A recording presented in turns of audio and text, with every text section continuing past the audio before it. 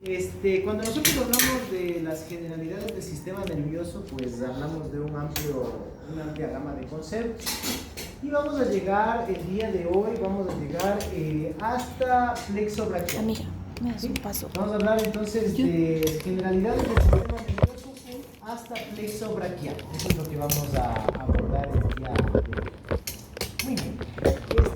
Referente al sistema nervioso, ustedes deben recordar que habíamos analizado que el sistema nervioso nace de una capa embrionaria, ¿no? Que en este caso es el ectodermo. Entonces deben recordar, eso es importante, que del ectodermo es de donde va a nacer todo nuestro sistema nervioso, tanto el sistema nervioso central como el sistema nervioso periférico. Desde ahí es donde nace, ¿no? El ectodermo. Eso desde el punto de vista embriológico. Ahora, pues, si nosotros hablamos de la unidad funcional del sistema nervioso, ahí tenemos a nuestra amiga la neurona, ¿ya? La neurona es como una célula, ¿no? Una célula, pues, que tenemos distintas formas de células en el caso de las neuronas. Vamos primero a hablarla desde un contexto general. Una célula está formada por el soma, de todo este componente de acá, es decir, el soma de la célula, que está compuesto por el cuerpo de la neurona, básicamente, ¿no? Entonces, dos conceptos básicos importantes ahí. La primera, que la neurona está compuesta por un soma, ¿sí? Y está compuesta también por dendritas y por axón, dendritas y axón. Y que también la neurona, como segundo punto, la neurona es la unidad funcional, del sistema nervioso del ser humano, ¿no? Entonces, esas dos cosas. Primero, que la neurona forma parte de la unidad funcional del sistema nervioso, y segundo, que la neurona está compuesta por el soma, las dendritas y el axón. ¿Listo? Axón. Con X. Axón. Con A y con X. Ok, muy bien, entonces aquí tenemos el soma. Cuando nosotros hablamos del soma, es el cuerpo de la célula, donde vamos a encontrar el núcleo, ¿sí? Donde vamos a encontrar el núcleo. Y donde se van a generar todos los procesos metabólicos de la neurona. Aquí en el soma, la neurona va a producir unas sustancias que se llaman neurotransmisores. Los neurotransmisores. Tenemos distintos tipos de neuronas, ¿sí? Tenemos aquellas que son multipolares, que es la mayoría de las neuronas son multipolares.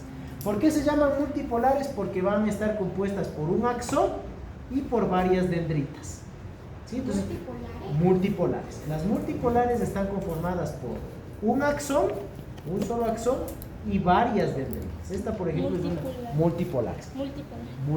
Esta, por ejemplo, es una neurona multipolar. Y varias dendritas. En el caso de las neuronas, en cambio, bipolares, las neuronas bipolares están conformadas solamente por un axón, y por una sola dendrita. Bueno, esta tiene varias, pero hagan de cuenta que solo tuviera esta de acá. Por tanto, una neurona bipolar está conformada solo por un axón y una dendrita. ¿Ok? De ahí tenemos tipos de neuronas. De ahí tenemos la neurona monopolar. La neurona monopolar está conformada solamente por un axón y no tiene dendritas. La monopolar solamente tiene un axón y no tiene dendritas. ¿Ok? Ya. De ahí vamos a tener la neurona anaxónica. La neurona anaxónica, en cambio, no tiene axón, pero tiene dendritas. Varias dendritas. ¿Ok? Muy bien. Entonces ahí tenemos los diferentes tipos de neuronas que disponemos, ¿no? Tenemos entonces las multipolares, tenemos las bipolares, tenemos las anaxónicas y las bipolares. Monopolares, bipolares, multipolares y anaxónicas. Las 4 tipos. Tipos de neuronas son, ¿no? Son los tipos de neuronas que tenemos. Listo. Muy bien, entonces ahora ya sabemos que la neurona forma parte de la unidad funcional del sistema nervioso. Pero, a pesar de que pensamos, cuando nosotros hablamos de sistema nervioso, pensamos que nuestro sistema nervioso está solamente comprendido por neuronas, pues no es así. Las neuronas forman parte del sistema nervioso, pero no es el sistema nervioso en su totalidad. ¿Sí? Nosotros tenemos otras células que van a brindar soporte a estas neuronas. ¿Sí? Otras células que van a brindar soporte a estas neuronas. Sí, bueno, aquí no lo podemos evidenciar, pero sí podríamos decir que esto negrito que está aquí, esto es lo que le va a brindar soporte a las neuronas. ¿Cómo se llama este espacio interneuronal? Se llama la sustancia de la glía. Se llama la sustancia de la glía. Sustancia de la glía. ¿Sí? La glía soporte, nutrición y defensa. Soporte, nutrición y defensa. La sustancia de la glía va a brindar soporte, nutrición y defensa. ¿Cómo se escribe glía? Al sistema nervioso. Glía. G-L-I-A. Gracias. Ya. Muy bien. En la glía tenemos de dos tipos, ¿sí? Aquella glía que se encuentra distribuida en el sistema nervioso central y aquella glía que está distribuida en el sistema nervioso periférico. ¿Ya? Muy bien. La glía que está distribuida en el sistema nervioso central y aquella glía que está distribuida en el sistema nervioso periférico. Esta glía está conformada por células, ¿sí? En el caso del sistema nervioso central está conformadas por dos tipos de células, que no son neuronas, ¿no? Son células que forman parte de soporte, nutrición y todo lo que hablamos hace un momento. No son neuronas, ¿sí? Estas primeras células de la glía del sistema nervioso central están formadas por los astrocitos y los oligodendrocitos. Por los astrocitos y los oligodendrocitos.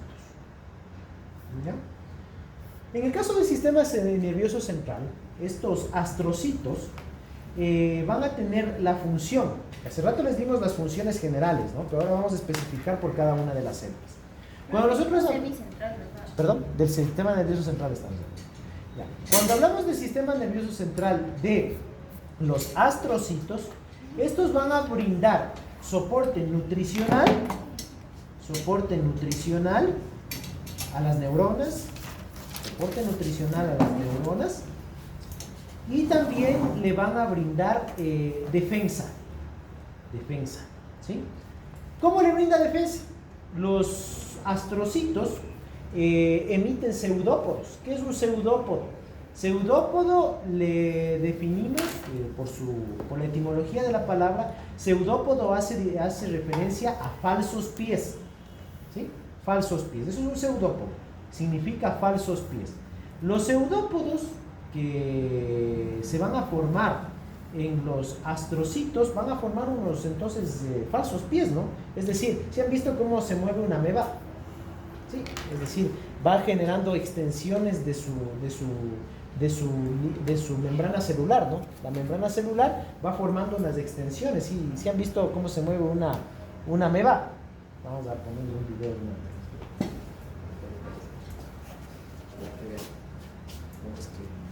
Un pasito. Ya. ¿Cómo se mueve una ameba?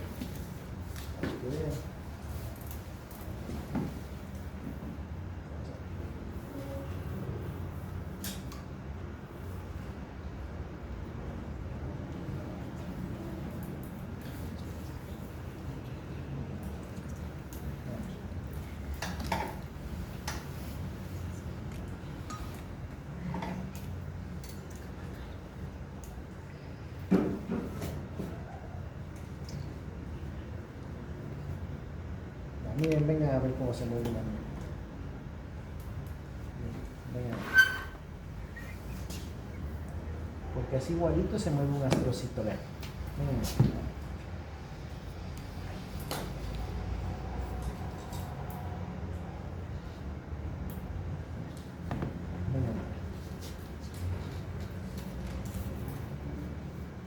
Miren, que quiero que vean esto. Vean. ¿Sí ven? Vean. Esto, así es el movimiento de una ameba. Vean. El movimiento de una ameba emite estas prolongaciones. Mira, todo esto es el cuerpo de una ameba. Mira cómo se mueve. ¿Sí ve? ¿Sí ve cómo se mueve? ¿Sí ve cómo se van prolongando estas formaciones? ¿Sí ve? ¿Sí ve cómo se va moviendo?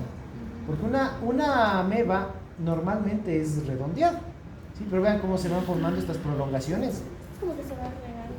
Exactamente, es como que se está regando, esa es la palabra, ¿no?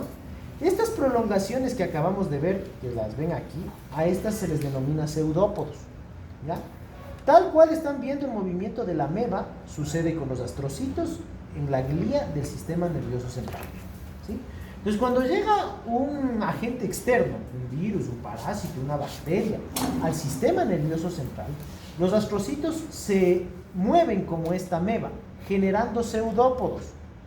Estos pseudópodos tienen la función de englobar a los antígenos, que en este caso son parásitos, bacterias. Desde el punto de vista inmunológico se llaman antígenos. La simplificación de antígeno es A mayúscula G. Desde el punto de vista inmunológico. Y desde el punto de vista microbiológico, estos antígenos son virus, parásitos, bacterias, hongos. Todos estos pueden llegar al sistema nervioso central.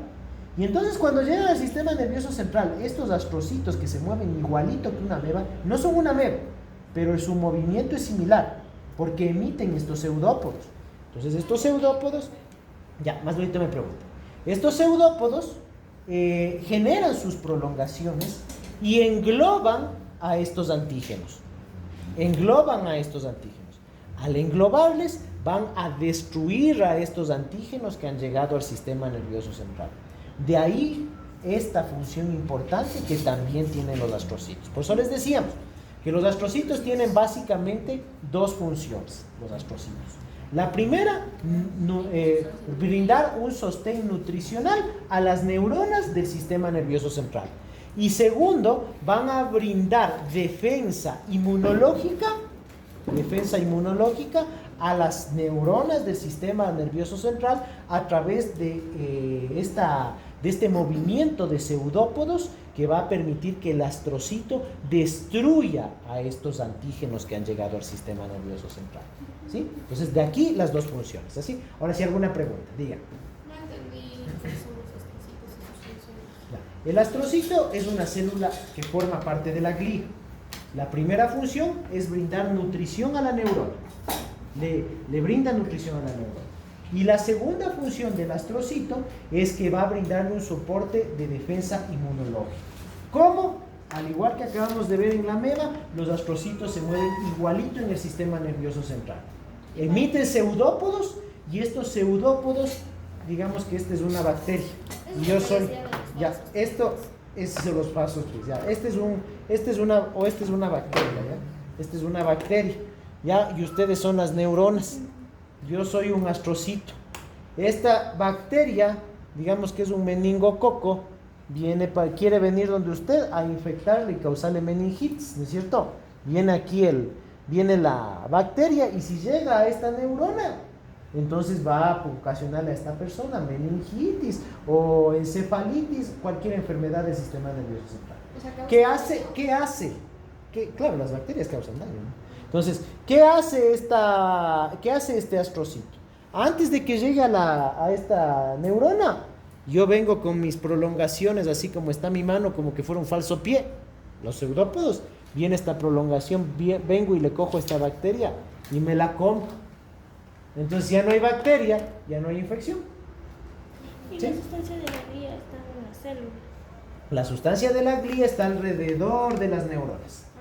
La sustancia es una sustancia gelatinosa en la cual nosotros vamos a tener astrocitos y el segundo componente de la glía del sistema nervioso central, que son los oligodendrocitos. Ahí vamos con el segundo componente. Ya hablamos del astrocito, ahora hablamos del oligodendrocito. ¿Ya? En el sistema nervioso central tenemos otra célula importante de la glía que es el oligodendrocito. ¿Ya? La neurona Volvamos a este gráfico. Oligodendrocito. Aquí tenemos la neurona y aquí tenemos el axón de la neurona, ¿no es cierto?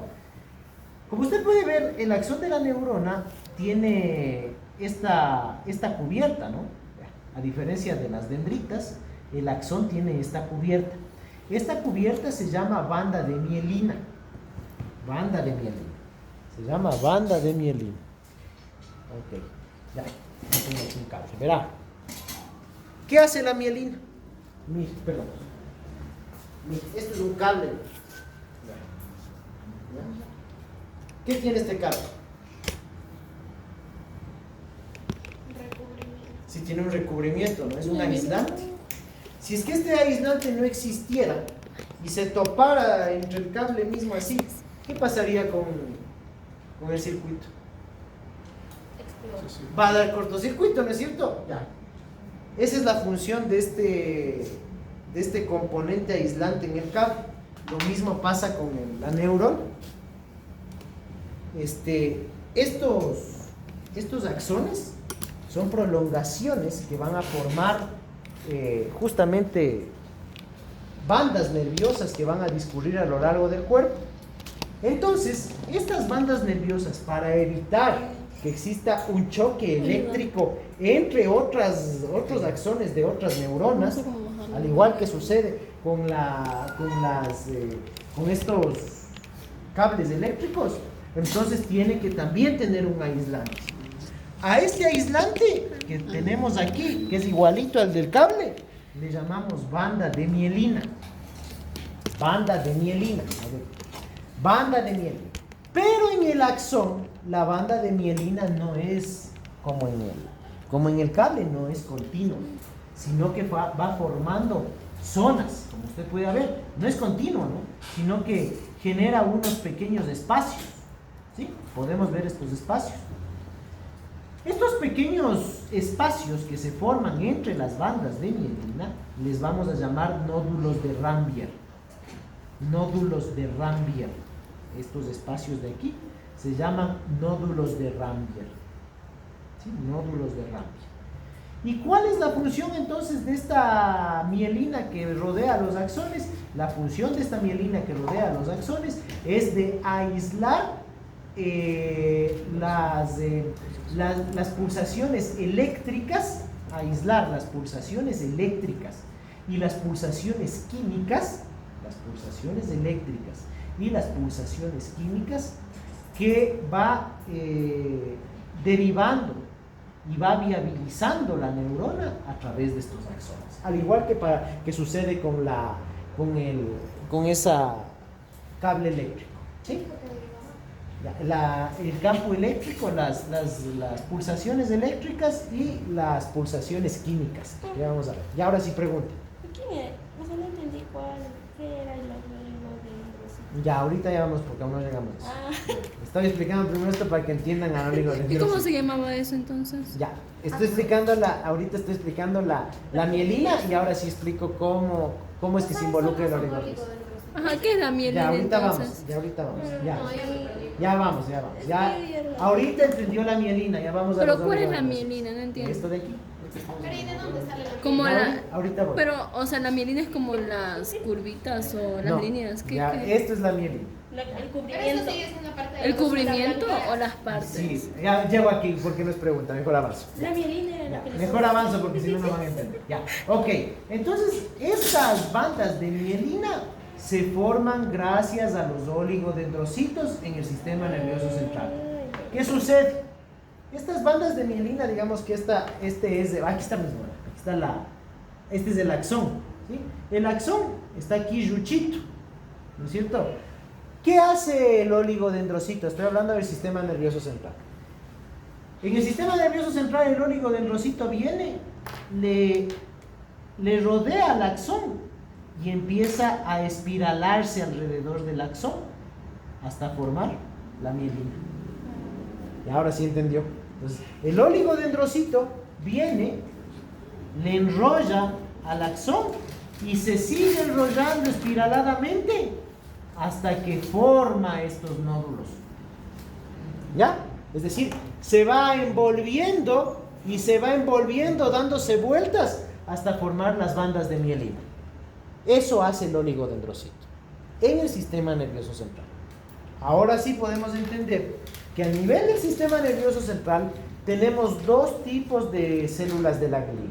Los astrocitos, que como dijimos en su momento, me brindan un soporte nutricional a las neuronas y que también me brindan un soporte de defensa inmunológica a través de estas proyecciones que son los pseudópodos para evitar que las neuronas se infecten. Los dos en el sistema nervioso Sí, central. los dos en el sistema nervioso. Vamos a hablar del sistema nervioso periférico. Y en el caso de los oligodendrocitos, en cambio, le rodean al axón, siguen espiralándose, rodeándose N veces, hasta formar, en este caso, a la banda de mielina. Y así es como se forma la banda de mielina del axón en el sistema nervioso central. ¿Ok? En el sistema nervioso central. ¿Cómo se llaman estos espacios huequitos? Nódulo de Rambier, con B pequeño. Nódulo de Rambier. Sí, ahora hablemos del sistema nervioso periférico. En el caso del sistema nervioso periférico, las neuronas no disponen de astrocitos. Ahí no hay astrocitos, ni tampoco hay oligodendrocitos. En el sistema nervioso periférico, nosotros vamos a disponer de otro tipo de células de la glía que les vamos a llamar las células de Schwann. ¿Sí? En el caso del sistema nervioso, entonces, periférico, vamos a tener a las células de Schwann. ¿Y cómo se escucha? SHWAM. Esos son en vez de las acá de la Células de sustancia de la glía. También célula. Todo lo que estoy hablando es de la glía. Solo que en el sistema nervioso central está compuesto por dos tipos de células: astrocitos y oligodendrocitos. En cambio que en el sistema nervioso periférico solamente tengo células de Schwann. En el caso de las células de Schwann cumplen una función similar a los oligodendrocitos, es decir, en el sistema nervioso periférico estas células de Schwann vienen a los axones del sistema nervioso periférico, les rodean y al igual que sucedía con los oligodendrocitos, rodean al axón y al rodearle al axón va a formar las bandas de mielina. ¿Sí? Pero en el sistema nervioso periférico solamente dispongo de las células de Schwann. ¿Sí? Entonces eso. Igual que los oligodendrocitos, rodearle al axón para formar las bandas de mielina. Igualito, pero en el sistema nervioso periférico. Eso con las células. Hemos hablado entonces de tipos de células que existen en el sistema nervioso. Hasta aquí, ¿qué hemos abordado? Lo primero, el origen embrionario. Sabemos que es el ectodermo. ¿Cuál es la unidad funcional del sistema nervioso central? Del sistema nervioso, perdón, la neurona. ¿Cuáles son las otras células que forman también parte del sistema nervioso, pero que no son neuronas? Las células de la glía. Las células de la glía que forman parte del sistema nervioso central son los oligodendrocitos y los astrocitos. Los astrocitos brindan soporte nutricional y defensa inmunológica. Y en el caso del sistema nervioso periférico solamente tenemos las células de Schwann, que como sucede con los oligodendrocitos, estas tienen la función de brindar el soporte de mielina, la formación de mielina alrededor de los axones de las neuronas. ¿Ok? Entonces, de eso hemos hablado respecto a la celularidad.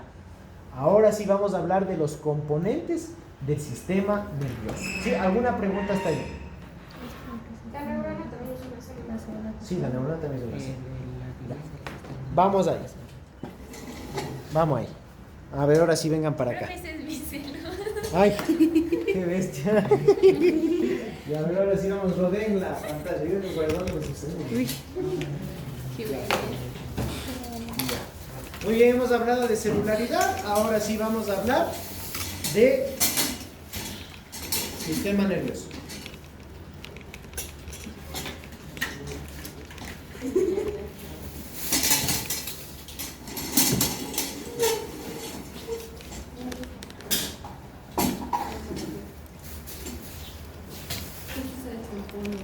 A ver, vamos a ver. No, eso sí se descompone, ¿no? Cuando mueres tus huesos se te Se vuelven Sí, polvo por pero, los años. claro, de ley, pero con el tiempo puede ser un poquito más allá, por favor, porque uno de aquí. Listo. Nico. A ver, vamos a ver.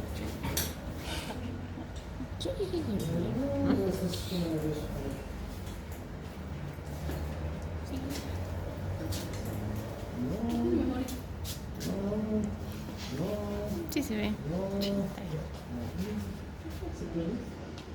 Sistema reproductor, endocrino, linfático, urinario, digestivo, masticación, respiratorio, nervioso. Ya está.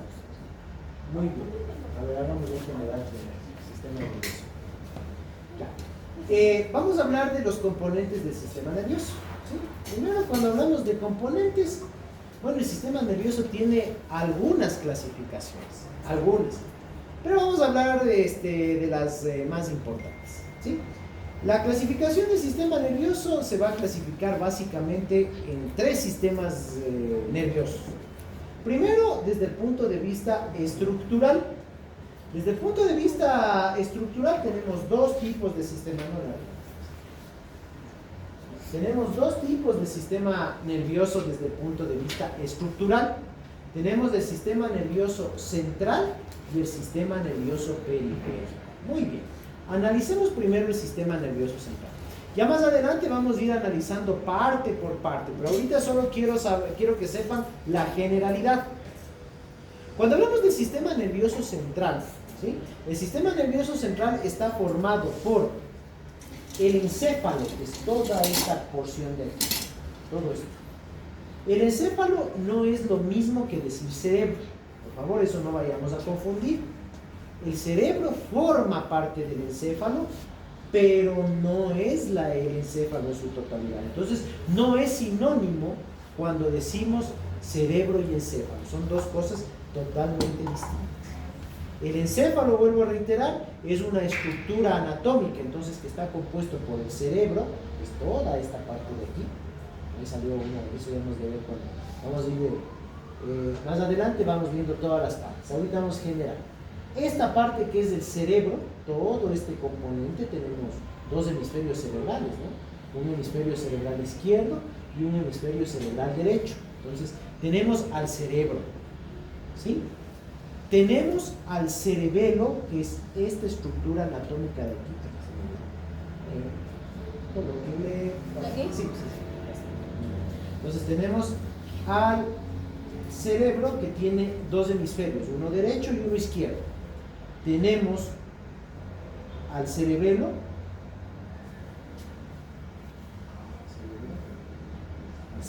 que es este componente de aquí, el cerebro, el cerebelo, y finalmente, vamos a diseccionar,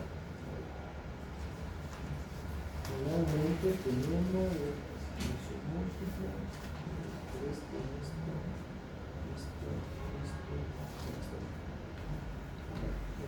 ¿cómo tú lo quitas, por favor?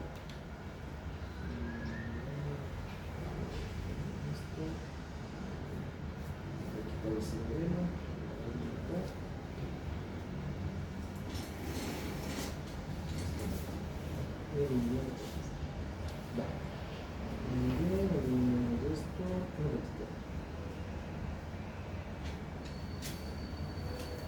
ya, ahí lo quité. Ya, muy bien. Y acá ya, muy bien. Y otro de los componentes del encéfalo es esta estructura anatómica que estamos viendo aquí, esto de acá, que es el tronco encefálico.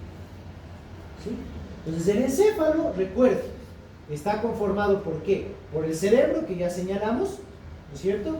El cerebelo, que ya lo quitamos, ya lo diseccionamos de aquí, y también constituido por toda esta estructura anatómica que tenemos acá, que es el tronco encefálico. Entonces, eso es el encéfalo, que es un componente importante del sistema nervioso central. ¿Ok? Después, continuando con el sistema nervioso central, lógicamente vamos a tener a nuestra médula espinal.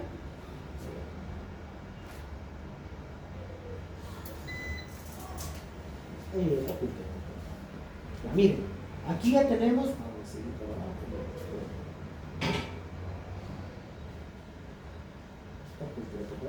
Ya. Miren, acá ya disponemos de nuestra médula espinal. ¿Ok? Entonces, la médula espinal también forma parte del sistema nervioso central.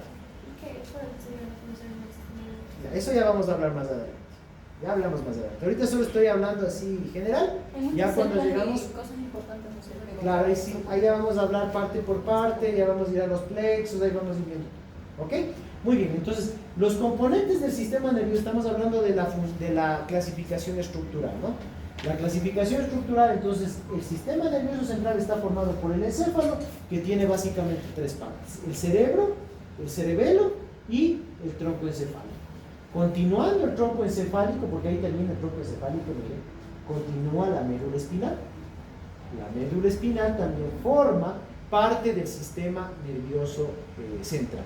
Un detalle, solamente vamos a disponer de médula espinal hasta la vértebra. Profe, está formado por el encéfalo y el encéfalo está formado por el cerebro, El cerebro, Cerebelo. cerebelo y el tronco encefálico. La cual sigue la médula espinal. pero ya después del El tronco espinal sigue la médula. entonces sigue el mismo encéfalo. ¿Sí? Ah, No, el encéfalo, ya no es encéfalos. es La médula espinal es otra cosa. ¿Sí? El encéfalo está formado por cerebro, cerebelo y tronco encefálico. Y la médula espinal forma parte del sistema nervioso central, pero ya no del encéfalo. ¿Ya? Muy bien. Un detalle importante, la médula espinal sigue todo este trayecto y solamente vamos a encontrar médula espinal hasta la vértebra L2, hasta la lumbar 2. Aquí ya diseccionamos a las vértebras lumbares, ¿sí? Y vamos a encontrar solamente médula espinal hasta la vértebra L2, ¿sí? A partir de la vértebra L2 se va a formar estas raíces que se llaman la raíz de cola de caballo. ¿Ya? ¿Cuál, profesor? Esto de aquí. ¿Y eso exactamente qué es? Disculpe. La raíz de cola de caballo. Ya vamos a hablar más adelante cuando ¿Pero hablamos de dónde eso. sale? De la última porción de la médula espinal que se terminó en L2. ¿Sí? Pues nosotros tenemos La de ahí L2 estamos hablando de la la lumbar, columna. ajá, de las vértebras de la columna. Entonces, tenemos 5 vértebras lumbares y solamente hasta L2 tenemos médula espinal. A partir de este momento se forman las raíces de cola de caballo, que ya no son médula espinal, ¿sí? Ya no son médula espinal, sino que son raíces nerviosas. O sea, la raíz es el tercer componente del No, sistema nervioso central. y justo iba a llegar a eso. Cuando nosotros ya hablamos de raíces nerviosas, nos olvidamos del sistema nervioso central. Ya no es sistema nervioso central. Entonces, el sistema nervioso central solamente está conformado por el encéfalo y la médula espinal. Cuando nosotros hablamos de raíces nerviosas, ya no es Periférico. sistema nervioso central. Ahora es sistema nervioso periférico. ¿La ¿Ok? médula espinal o sin médula espinal? Ah, no, la Ya médula no, espinal es- igual forma ya. parte del central, ¿no? Sí. El sistema nervioso periférico va a tener básicamente dos componentes. Los pares craneales, que son estos de aquí, que ya los vamos a analizar más adelante, los vamos a ver uno por uno. Ahí. La raíz dijo que era periférico, ¿cierto? Sí, las raíces son periféricas. Ajá. Vamos a hablar, tenemos del sistema nervioso periférico, tenemos dos tipos de componentes en el sistema nervioso periférico. Los pares craneales, que son todos estos de aquí, los pares craneales, estos ya los vamos a analizar uno por uno. Los pares craneales que nacen directamente desde la base del encéfalo. Miren. Los pares craneales son estas raíces nerviosas que salen directamente desde el encéfalo. Estos son 12 pares craneales. Ya los vamos a analizar más adelante. Forman parte del sistema nervioso periférico. Y el otro componente del sistema nervioso periférico son todas las raíces que emergen desde la médula espinal. Miren, todas esas que van emergiendo de la Por todo el médula espinal cuerpo. por todo el cuerpo, van, miren cómo discurren a través de todo el cuerpo, hasta que finalmente terminan en la colita del caballo, que hablamos hace un momento, que tenemos las últimas raíces nerviosas, ¿no? las de la cola de caballo, que ya lo hemos diseccionado sin querer. Hasta la cola. Acá, hasta la cola. La cola de cabello también son raíces nerviosas. Entonces, recuerden, tenemos 31 pares de raíces nerviosas que emergen desde la médula espinal, 31 pares de raíces nerviosas, pares porque es uno a cada lado, ¿no? Que emergen desde la médula espinal y 12 pares craneales que salen y emergen directamente desde la base del encéfalo. Entonces, los 12 pares craneales y los 31 pares de raíces nerviosas espinales forman parte del sistema nervioso periférico. De dos partes. ¿Ah? Dos partes total. Sí, serían 12 pares craneales Y 32. más 31 pares de raíces nerviosas espinales. ¿Sí? Ahora sí, alguien me decía. Sí, profe, eso de la cola de caballo es lo mismo que son las raíces sacrococcígeas. Sí, sí, es la parte de estas raíces de cola de caballo van a terminar justamente en el plexo sacrococcígeo. Lumbo sacrococcígeo, el plux va a formar el plexo lumbo sacrococcígeo. ¿Sí? ¿Ya? Muy bien, entonces eso. Ya. Ok, ahí sí continuamos. Entonces hemos hablado del sistema nervioso central y sistema nervioso periférico, esto desde el punto de vista funcional, desde el punto de vista estructural. Ya. Desde el punto de vista funcional, tenemos aquel sistema nervioso, bueno, estas raíces, hablemos del sistema nervioso periférico. El sistema nervioso periférico va a tener el sistema nervioso central y periférico va a interactuar mediante un sistema nervioso sensitivo, un sistema nervioso motor y un sistema nervioso neurosecretor. ¿A qué me refiero con esto?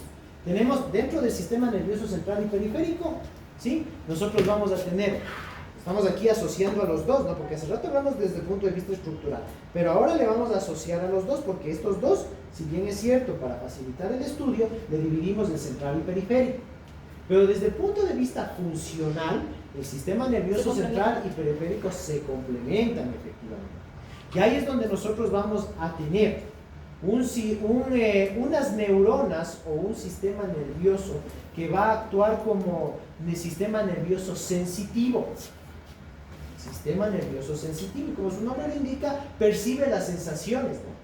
Tanto internas del cuerpo como también externas del cuerpo. ¿Sí? Tenemos un sistema nervioso sensitivo, uno externo y otro interno. ¿Ya?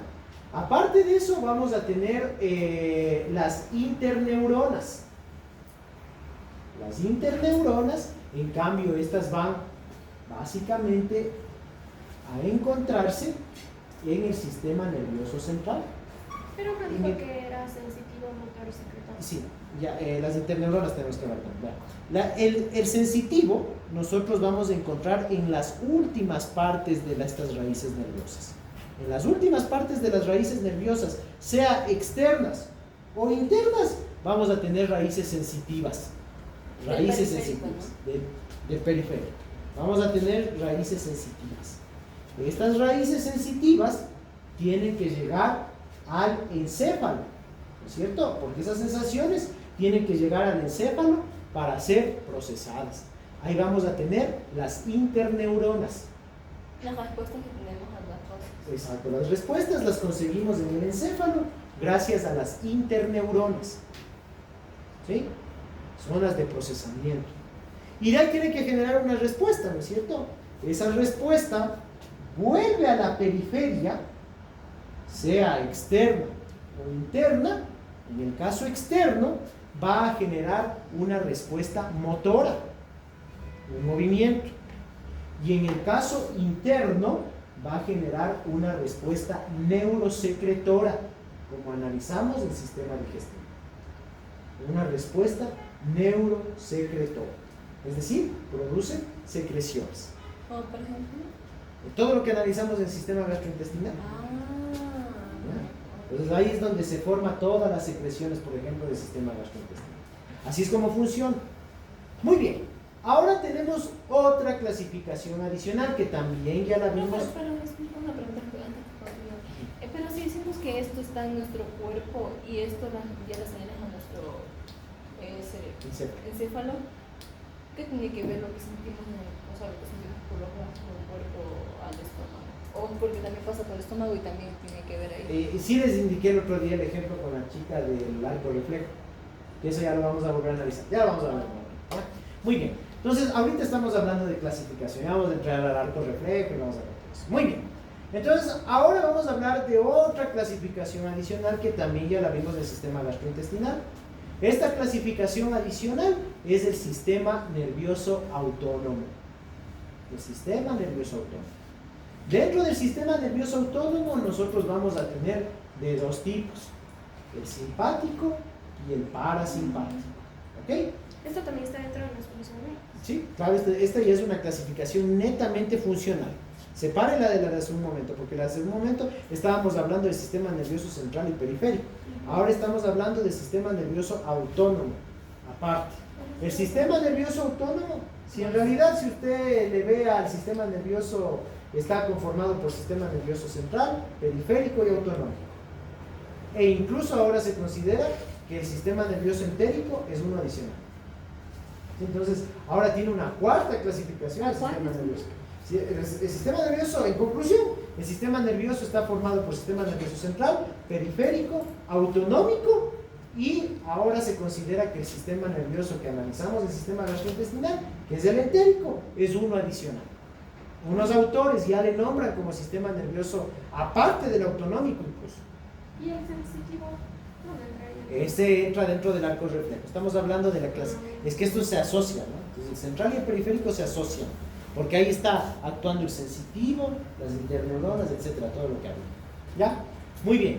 Acá en el sistema nervioso autónomo tenemos dos tipos de sistemas nerviosos autonómicos, ¿no? El simpático y el parasimpático. ¿Ok? Bueno, eso ya lo analizamos en sistema gastrointestinal, así es que no nos vamos a hacer mucho lío. Hay que recordar que el sistema nervioso parasimpático está gobernado por el par craneal número 10, que vamos a ver aquí si lo podemos ver. Aquí está. El par craneal número 10. Está allá, ¿no? Ajá. ¿Cuál? No. El vago, no, es. Ah, Ahí está. Este es el par craneal número 10. El par craneal número 10, como usted puede ver, emerge desde la base del encéfalo, es un par craneal, el número 10 exactamente, son dos, uno a cada lado, ¿sí? Vamos a tener un izquierdo y vamos a tener también un derecho, ¿no es cierto? Este va a discurrir por todo el cuerpo, como ya vimos en el sistema gastrointestinal. Y este par craneal número 10, que es el neumogástrico o vago, va a inervar a todas las vísceras torácicas, como por ejemplo el corazón, va a inervar a los pulmones, inervar hace referencia a que transcurren los nervios a través de un órgano. Eso es inervar. Cómo transcurren los nervios a través de un órgano.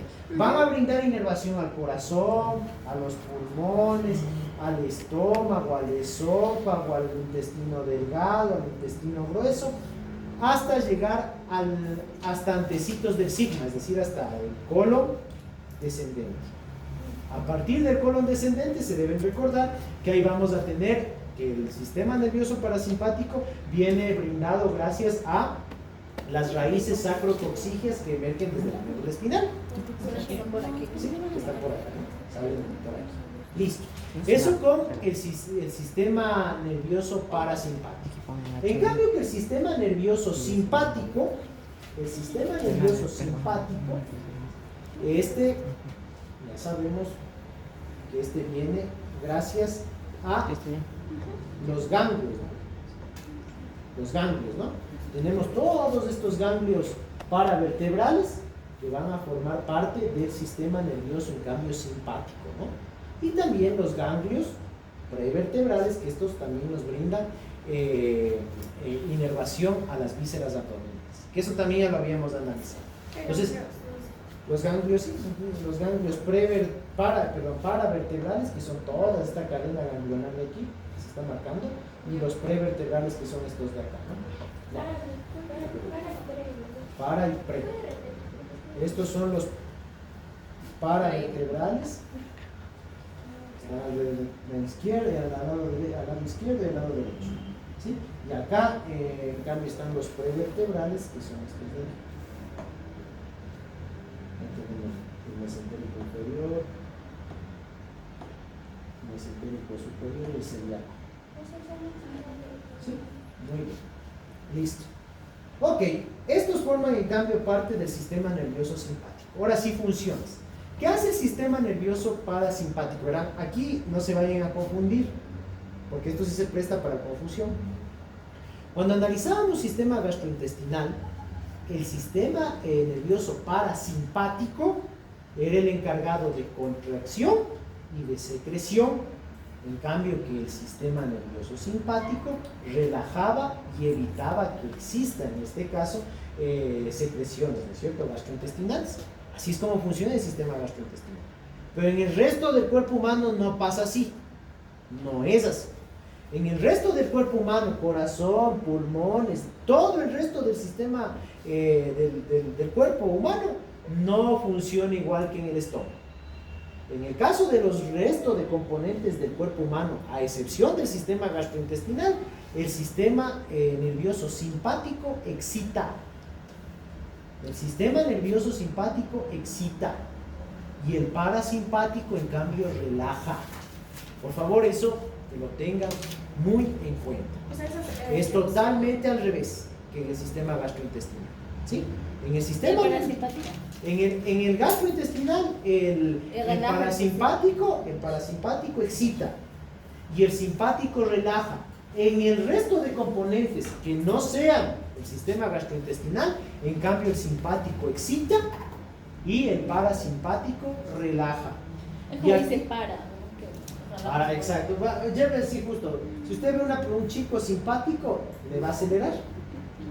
Si en cambio ve un parasimpático, le va a frenar. ¿Ok? Así pasa. Muy bien. Verá, acá vamos viendo lo siguiente. Acuérdate de él ahí. A ver, aquí. Analicemos cómo actúa el sistema nervioso. No tengo corazón aquí. Cero sentimientos. Muy bien. Cero. No,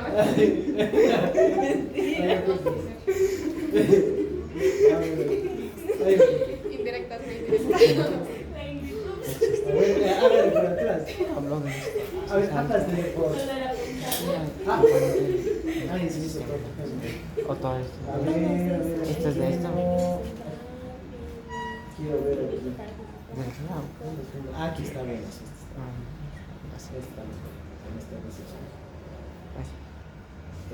Ya. Muy bien. Hablemos del sistema nervioso simpático. Ya.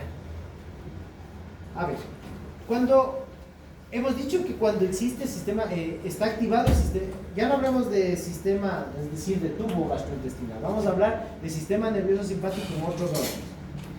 Cuando yo tengo el sistema nervioso, activado el sistema nervioso simpático, vamos a suponer que usted va caminando ahorita por la calle y pasa por una mecánica.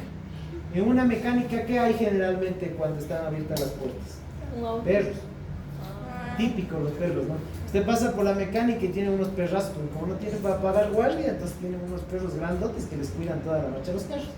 ¿No es cierto? Ya, muy bien. Usted va pasando por una mecánica y ¿qué sucede? Sale un perro corriendo y le quiere morder. ¿Ya? Entonces usted está ejerciendo en ese momento un estímulo de estrés.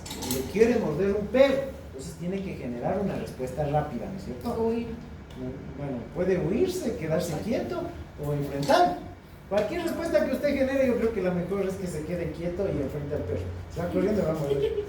Bueno, en todo caso, es un estímulo de estrés que va a provocar una respuesta. Ese estímulo de estrés a usted le va a estimular su sistema nervioso simpático, que aunque el perro no es simpático, pero le va a activar el sistema nervioso simpático. ¿Ok? ¿Qué ocurre cuando usted se activa el sistema nervioso simpático? Usted va a generar mayor cantidad principalmente de adrenalina y noradrenalina. Esta adrenalina y noradrenalina va a tener un montón de cambios en su cuerpo. Lo primerito, para generar una respuesta, ¿qué necesita usted? Necesita pensar, ¿no es cierto? Tiene que pensar en microsegundos si se va corriendo, si se queda quieto o si le enfrenta al perro. Eso tiene que generarlo en milésimas de segundo. ¿Cuáles son los dos insumos básicos para que su encéfalo genere esa respuesta? Para que su encéfalo genere esa respuesta, usted necesita dos insumos básicos. El primero, glucosa. Y el segundo, oxígeno. ¿Sí? Entonces, para usted generar esa respuesta necesita obtener de su sangre glucosa y oxígeno. Entonces, el sistema nervioso simpático, a través de la pulsación de adrenalina y noradrenalina, usted va primerito a aumentar la frecuencia cardíaca. ¿Sí? Al aumentar la frecuencia cardíaca, usted va a aumentar la llegada de sangre al cerebro. Sangre que está conteniendo oxígeno, el primer insumo para pensar. Segundo insumo, este sistema nervioso simpático va a actuar principalmente a nivel del hígado. En el hígado, el sistema nervioso simpático va a provocar la liberación del glucógeno. El hígado, ya les había dicho, que es un reservorio de glucosa, ¿no? Gigante, que aquí se va a almacenar un compuesto que se llama el glucógeno. Entonces, cuando el sistema nervioso simpático actúa sobre el hígado va a liberar esos depósitos de glucógeno, transformándolos en glucosa. Los libera a la sangre y a través del corazón, que está excitado, ahora ya no solamente va a llegar al cerebro oxígeno, sino que va a llegar oxígeno más glucosa. ¿Ok? Entonces, hemos visto cómo actúa el sistema nervioso simpático relacionadamente con otros órganos para, de esta manera, subir al encéfalo glucosa y oxígeno. ¿Sí? Muy bien, ahora sí. Pero una pregunta, pero si decimos que está en el hígado, o sea, coge como las reservas de glucosa que tenemos, o por ejemplo una persona que sufre de algo de glucosa en ese momento no va a reaccionar igual con una persona que tenga una normal, o como que coge las reservas. ¿Alguien que tenga hipoglicemia? Exactamente. No, es que los seres humanos siempre vamos a tener Esa reserva aquí, en el hígado, efectivamente. Y si usted tiene hipoglicemia, recuerde que la hipoglicemia se está midiendo en la sangre, no en el hígado. Entonces, si usted está con hipoglicemia, digamos que ahorita, por ejemplo, no almorzaron y están atentos. Ustedes, como no almorzaron y están atentos, están tomando energía del hígado porque no tienen azúcar del almuerzo. Entonces, las reservas que tienen aquí las están quemando porque no han almorzado. Profe, ¿cuál es que sube la glucosa? Para dar energía. Para ayudar a pensar. Para ayudar a pensar. Porque el cerebro actúa con los aceites y la glucosa, ¿no? La glucosa, principalmente la glucosa y el oxígeno. Ahí es donde piensa. Ok. Ahora, verán lo siguiente. ¿Qué pasa cuando actúa el sistema nervioso simpático? Sabemos que por sistema gastrointestinal, en cambio, el simpático le va a desacelerar. Parasimpático. El simpático. El simpático. Relaja. Le relaja al sistema gastrointestinal. ¿Por qué? ¿Por qué pasa esto? Porque como yo necesito dar una respuesta, la sangre que tengo en mi cuerpo tiene que viajar al encéfalo. No tiene que distribuirse a zonas donde no necesita riego sanguíneo en ese momento. Porque bien decían nuestras abuelitas, no pienses con la barriga. La verdad es, cuando uno está sometido a estímulos de estrés, nosotros no debemos pensar con la barriga. Y es por eso que el sistema nervioso simpático disminuye todo el funcionamiento del tubo gastrointestinal, evitando que ese riego sanguíneo, que es valioso en ese momento, que llegue al cerebro, evite que llegue al sistema gastrointestinal, precisamente al tubo gastrointestinal. De esta manera se reduce el peristaltismo y todas las funciones del tubo digestivo. Entonces esa sangre valiosa no llega al tubo digestivo, sino que llega al encéfalo. Ahora, ¿qué pasa con el sistema nervioso parasimpático? Hablando del resto del cuerpo. Con el sistema nervioso parasimpático, en cambio, relaja. En ese caso, pues necesitamos el relax, hemos comido, pues por eso que cuando comen les da sueño. ¿Cuál es la razón? Excitaba el sistema... Toda la energía se va al excita el tubo gastrointestinal. Excita el tubo gastrointestinal. Entonces, ¿qué pasa? El parasimpático cuando actúa, ¿sí? Ustedes cuando comen, ¿qué es lo que siempre llaman la hora de la siesta después de la comida, ¿no es cierto? A usted cuando come le da sueño. Y no es porque le cogió el alimento, dicen, ¿no es cierto? Y es fisiológico. Cuando usted come, toda la sangre, todo el riego sanguíneo va a llegar al sistema gastrointestinal y se va a restar ese riego sanguíneo al encéfalo. Es por eso que le da sueño. Y eso sucede gracias al sistema nervioso parasimpático. Porque en ese momento necesitamos, para que se mueva todo el tubo gastrointestinal, necesitamos que el oxígeno y la glucosa llegue aquí, pues, para que se cumpla todo el funcionamiento del sistema gastrointestinal. Es por eso que el riego sanguíneo llega acá, no llega al encéfalo y por tanto a usted le da sueño y se duerme. Por eso es que es recomendable que antes de dar una pruebita no coma, solo se sirva un chocolatito, un caramelo. Para dar una pruebita tiene que haber comido por lo menos 2 horas antes. Profe, Sí. ya me confundí. O sea, en todo lo que no es el sistema gastrointestinal, el sistema nervioso simpático es el que y el parasimpático relaja. En cambio que en el sistema gastrointestinal es al revés, el parasimpático excita y el simpático relaja. Cuando llega acá también, pero estimulado a través de mis casos del tubo gastrointestinal, estimulado por el sistema nervioso parasimpático. En todo lo que no es sistema gastrointestinal. Sí. Ok, bueno, muy bien, hemos hablado entonces, ya muy bien, entonces hasta ahí estamos. Vamos a hablar un poquito de... Vayan a las casas. Bueno, sí, vamos a hablar un poco de neurotransmisión. Vamos. Sí, Ya no es sistema nervioso. sí, no, sí. Muy bien, acabamos sistema nervioso. No, no, es largo el Ahí sistema mismo, nervioso. profe. Ahí mismo. Sí, pero les voy a poner una diapositiva. O sea, ya no con los tanto más. Sí, porque vamos a hablar de plexo braquial y cerebral. Pero más pequeño. Cuidado. Requiere de la sangre. Relaja. No, ¿por qué? Porque igual a mí me toca igualarlo. O sea, bueno, como ustedes, porque mañana tengo solo 3 horas de primeros auxilios. Para mí sí es un drama eso. Bueno, lo bueno es que en una clase como ustedes que son los que tienen más materia. Bueno, ok. Hace un momento veíamos a la neurona. ¿Sí? Y les decía que la neurona, aquí atenderán porfa porque es importante. La neurona va a transmitir impulsos tanto eléctricos como químicos. ¿Sí? La neurona, recuerde eso. Va a transmitir impulsos eléctricos y químicos. En su mayoría son químicos, pero también tiene impulsos eléctricos. Vamos a analizar primero el impulso eléctrico. El impulso eléctrico se produce gracias a la despolarización de la membrana.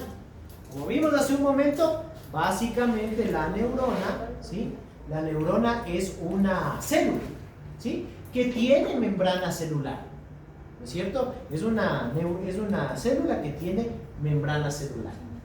La membrana celular de todas las células del cuerpo, incluida la neurona, ¿sí? Es una doble capa lipídica. Miren, aquí tengo una capa de lípidos y aquí otra capa de lípidos. Es una doble capa lipídica. ¿Sí estudiaron alguna vez bomba sodio de potasio? Sí. Sí, yo mismo que les expliqué. Sí, También. Ah, ya, sí. Muy bien, no nos vamos a demorar. Cuando nos explicó lo de los asinos. Ya, muy bien, entonces ya les expliqué, entonces no me voy a demorar mucho en esto. Es una doble capa lipídica que tiene un portal que es el receptor de membrana. Cuando se produce el intercambio de sodio y potasio a través de este receptor de membrana, la membrana se despolariza. En el caso de los músculos genera contracciones, ¿cierto? En el caso del corazón genera contracción rítmica, que viene gracias al calcio, que es lo que les expliqué. En el caso del sistema nervioso, esta despolarización de la membrana también se va a producir el impulso eléctrico. Entonces, esta despolarización de la membrana en la neurona no va a producir contracción, lo que va a causar es un impulso eléctrico. Un impulso eléctrico. Eso es lo que ocasiona la despolarización de la membrana de las neuronas, va a ocasionar un impulso eléctrico. ¿Cómo se le llama a la bomba que va a producir esta despolarización de la membrana celular en la neurona? Se le llama la bomba sodio, potasio, magnesio, ATPasa. Así es como es que lo que pasa es que en el músculo esquelético es la bomba sodio, potasio, ATPasa. En el caso del corazón, sodio, potasio, calcio, ATPasa. En el caso de la neurona es sodio, potasio, magnesio, ATPasa. Ya. ¿Y cuál es? Así como sucede, ¿qué pasaba con el calcio en el corazón? Mantenía el ritmo. ¿Sí? En el caso de la neurona se debe generar un proceso de homeostasis. Homeostasis. ¿Qué es la homeostasis? El equilibrio. ¿No es cierto? ¿Ok? Es el equilibrio. ¿Sí? No estamos hablando de la transmisión eléctrica, no de la neurotransmisión. De la transmisión eléctrica. Pero no es porque la neurotransmisión tenía los dos, la química y la hablamos de transmisión eléctrica y transmisión química. La neurotransmisión es la química. ¿Sí? Y así es como funciona. Ya. En el caso, por favor, aquí, vean la balanza. Vean la balanza. Esto es la homeostasis. ¿Ya? Para que se transmita y se active la señal eléctrica, tenemos de este lado del plato al sodio y al potasio.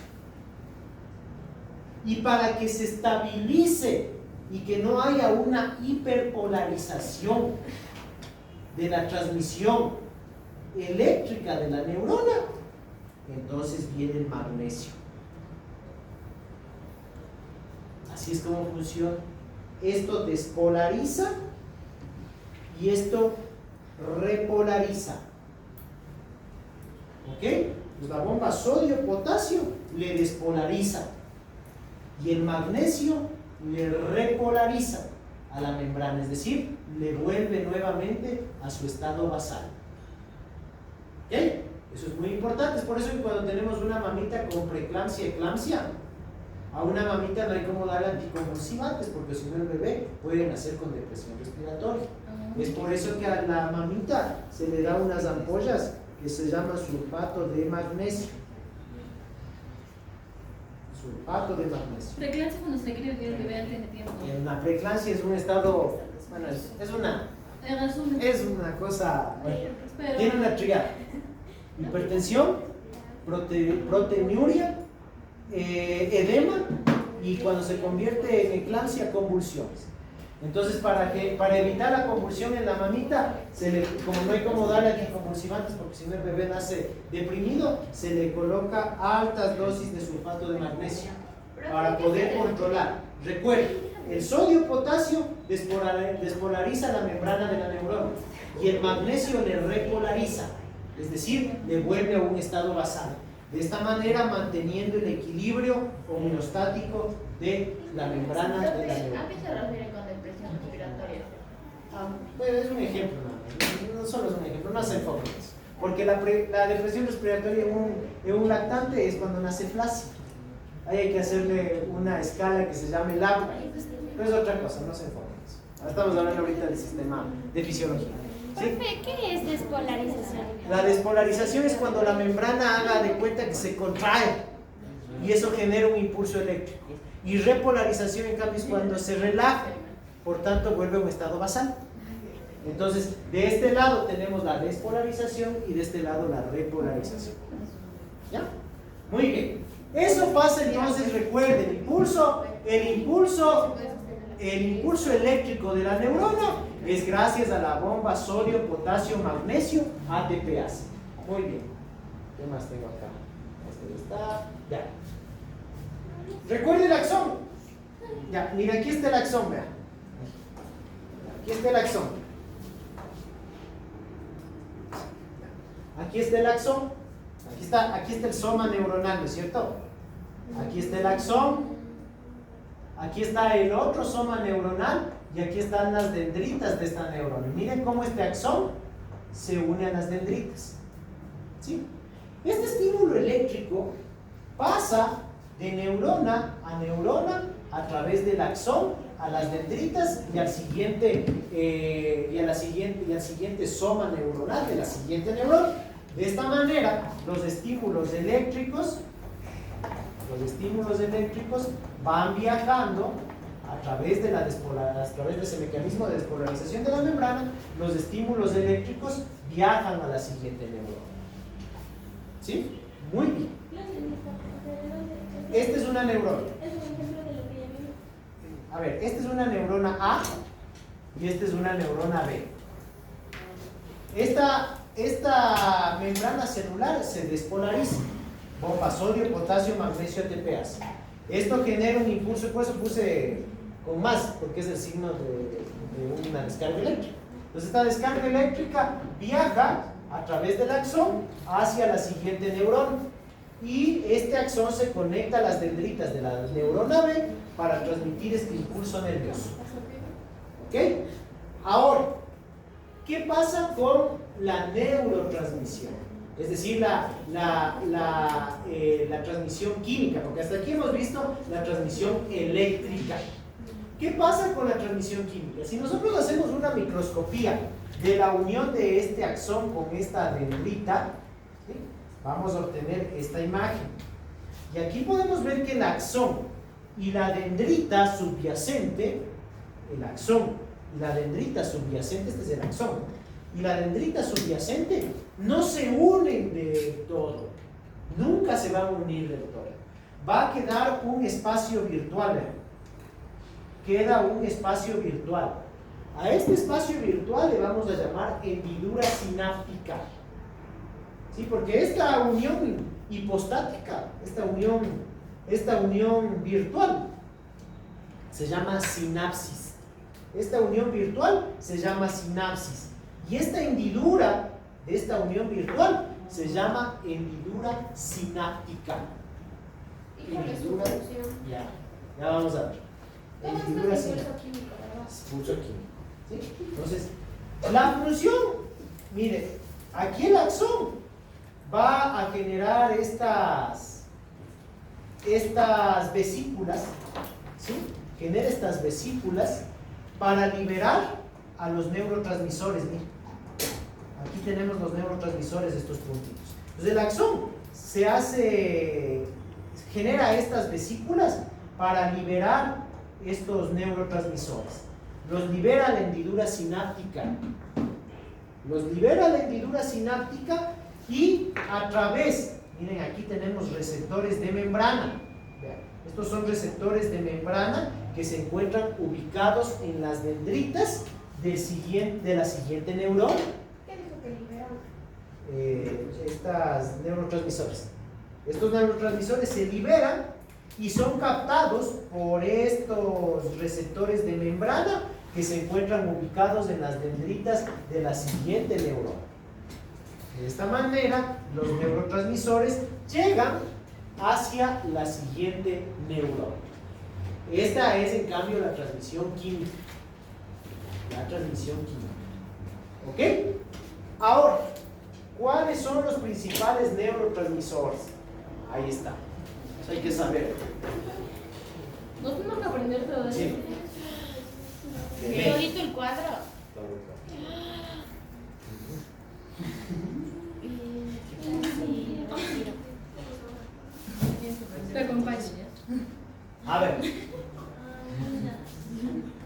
Muy bien. Estamos hablando ahora de neurotransmisores. Neurotransmisores. Muy bien.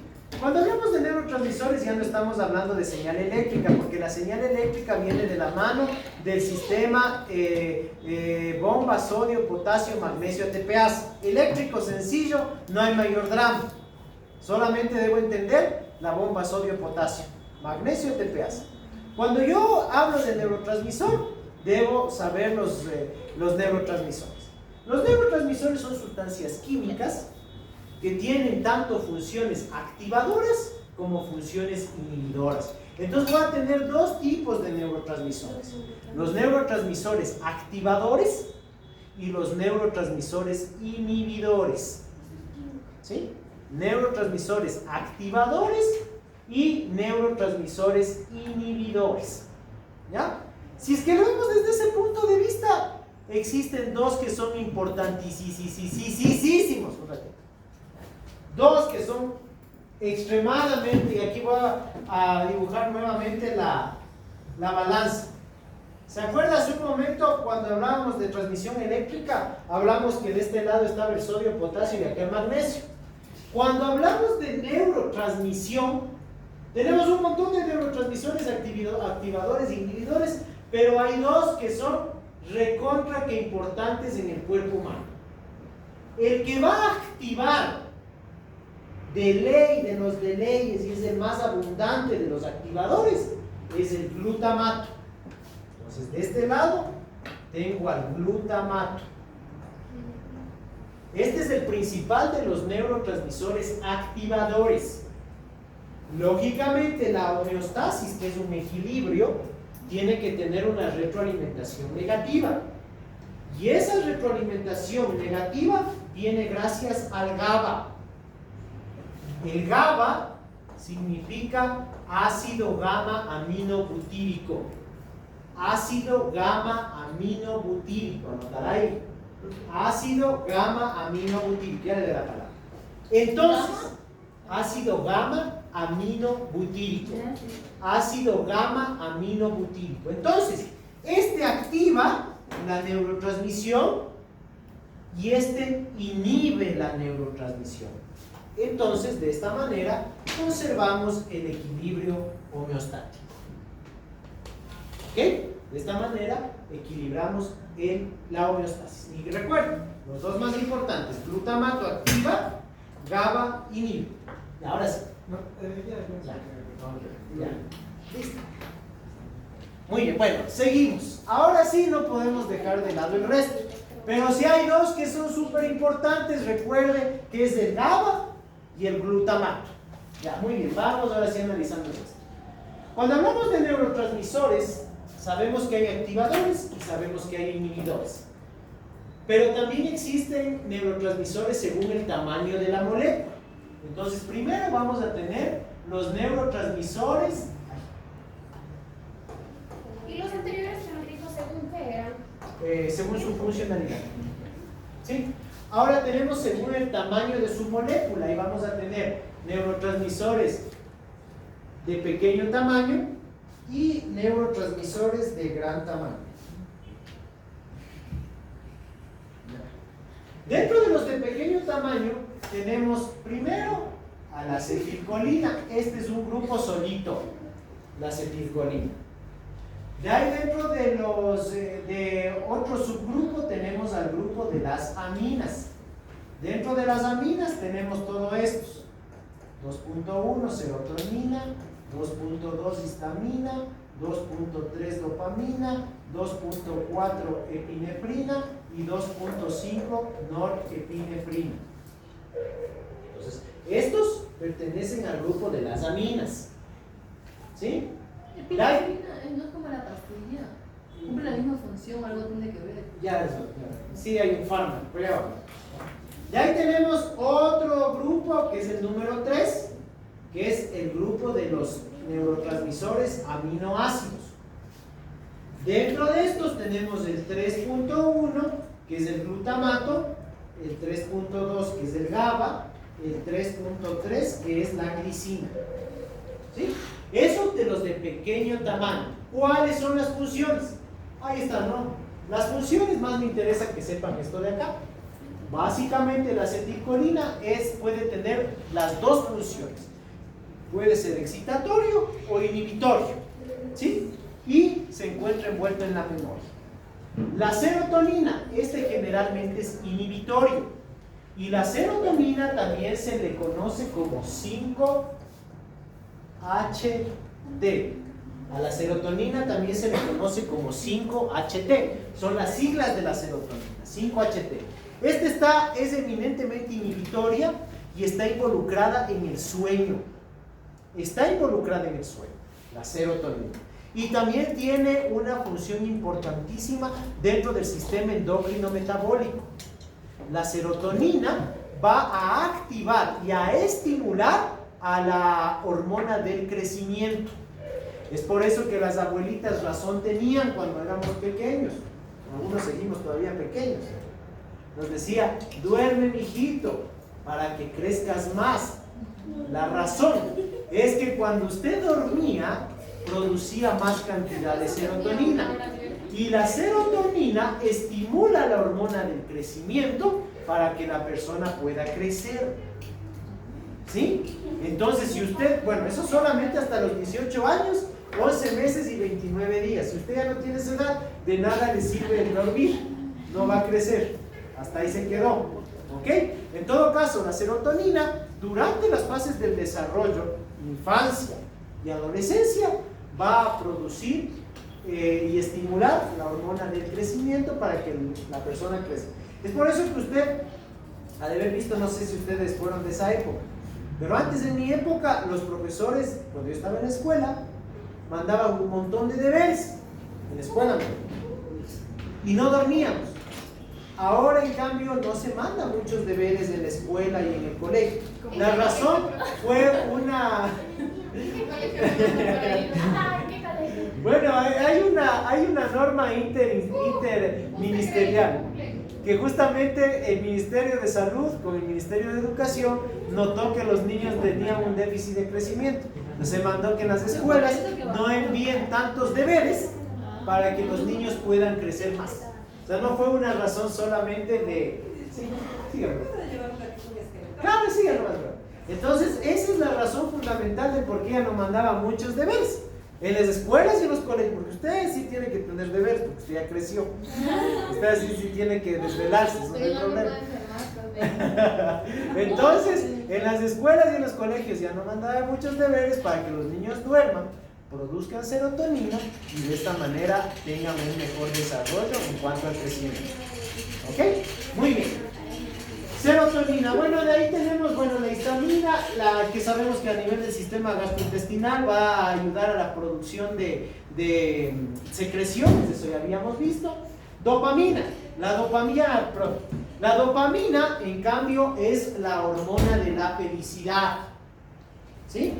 Tiene un papel, la dopamina es mayormente inhibitorio, pero tiene un papel en las emociones. Cuando usted, come algo que le gusta, por ejemplo, ¿sí? Usted va a producir mayor cantidad de dopamina y va a sentir felicidad, ¿sí? De ahí tenemos a la epinefrina y la norepinefrina, que como vimos hace un momento, estas están involucradas ¿en qué? En el sistema nervioso simpático, ¿sí? Ya vamos a ver cómo estas también interactúan con el sistema endocrino metabólico más adelante. Son generalmente excitatorias. También tienen una función inhibitoria, porque pueden tener, las dos interactúan tanto con el sistema nervioso simpático como con el sistema nervioso parasimpático. Tienen las dos funciones, excitatoria e inhibitoria. Ya sabemos el glutamato y el GABA, que son los dos más importantes. De todos los que hemos analizado, el glutamato y el GABA son los más importantes. Bueno, y la glicina, que es inhibitoria. De ahí, ahora vamos a hablar de los de molécula grande. ¿Ya?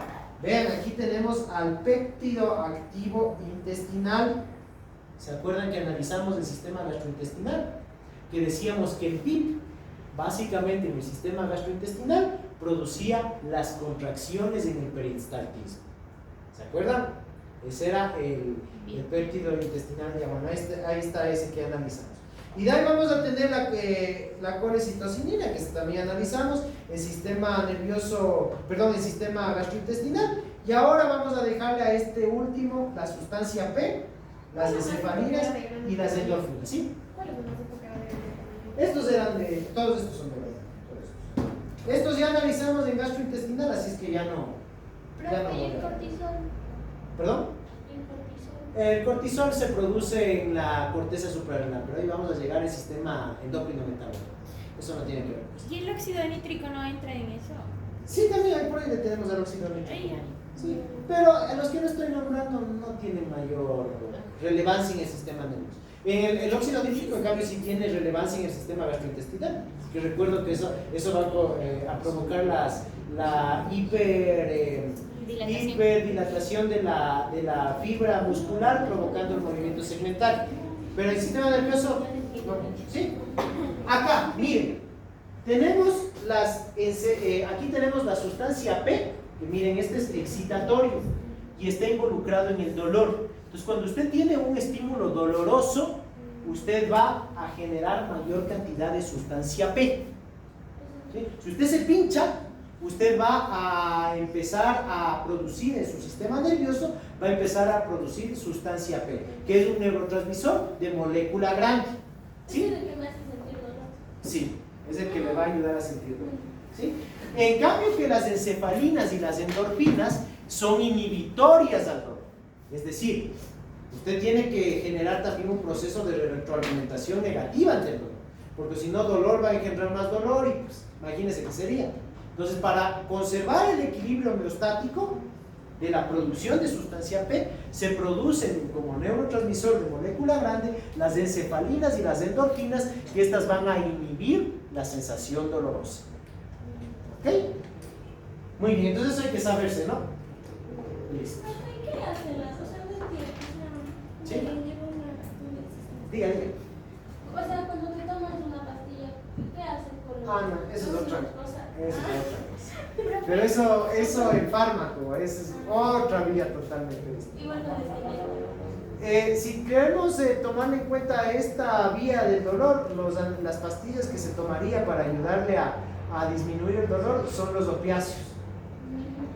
¿Sí? Y ahí, por eso no le quiero confundir, eso es una cosa demencial que no, ahorita no vale la pena.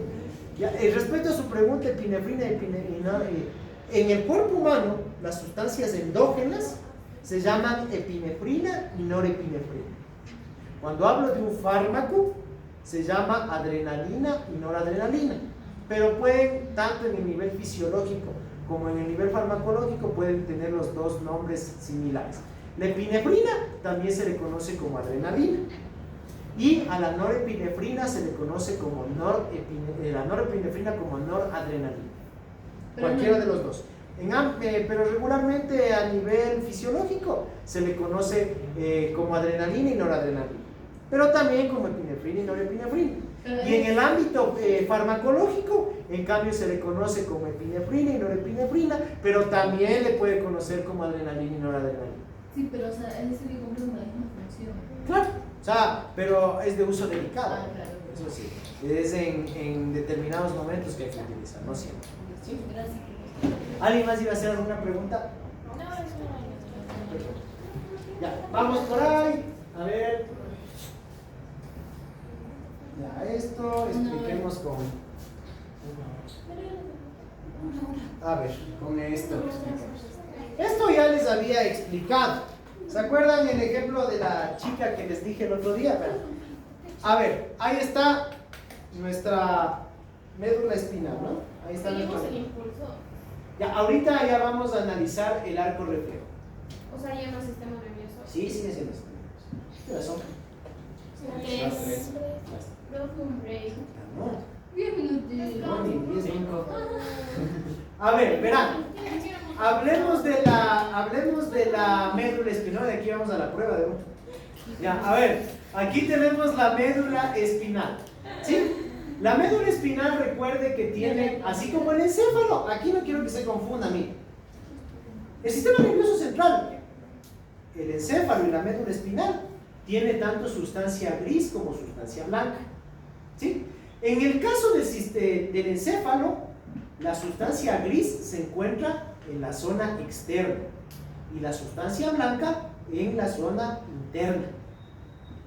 En la médula espinal, en cambio, es al revés. La sustancia gris se encuentra en el centro y la sustancia blanca en la periferia.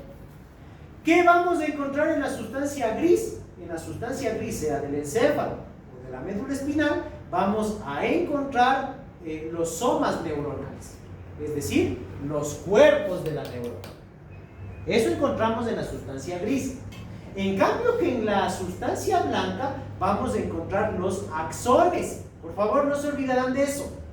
En el encéfalo, la sustancia gris está en la parte más externa y la sustancia blanca en la interna.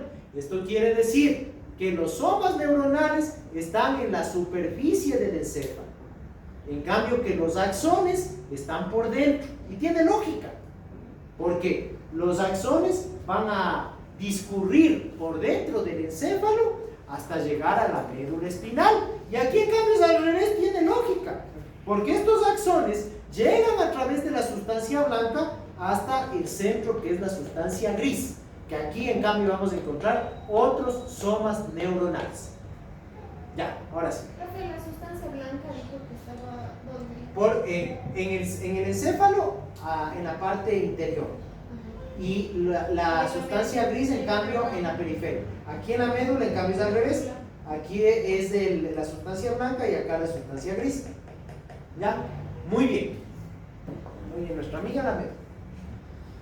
A ver, ok, aquí tenemos nuestra amiga la médula. Aquí habíamos explicado cómo es que funciona el arco reflejo, ¿cierto?